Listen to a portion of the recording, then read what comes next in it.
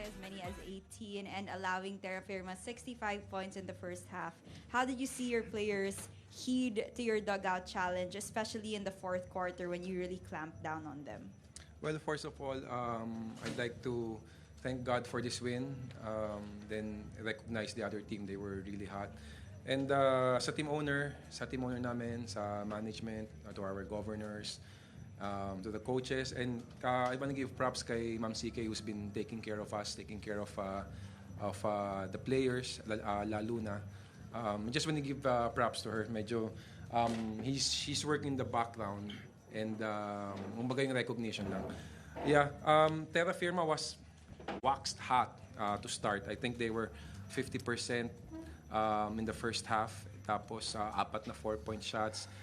They just cannot miss. Ito nga, yung sinabi ko before this game na we are not taking them lightly kasi at any given time they can beat any team. That's why those players are here as a PBA because they are capable.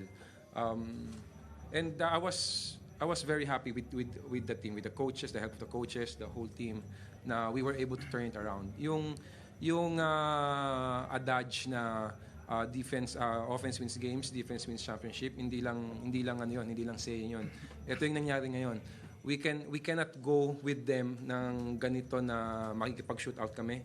We really had to defend. So after giving up 40 points, well, first quarter was 40, then dalawang 30 points, we limited them. We were able to limit them to just 11 in the fourth. I think that was the key. Defense was the key. So for this game, I give credit to the players for just believing. Kumbaga, we were able to bring it on earlier as compared to that Index game where we turned it on third quarter late. Ngayon, second quarter late, we were able to turn it on already. And mahirap kasi 24 minutes yun na nag-grind kami ng second half na yun. And Terra is a good team, nakita naman natin. They just cannot miss today. But thank you for this win. I recognize the players and everyone. Thank you so much, Coach Franco. King, welcome to the post-game press conference.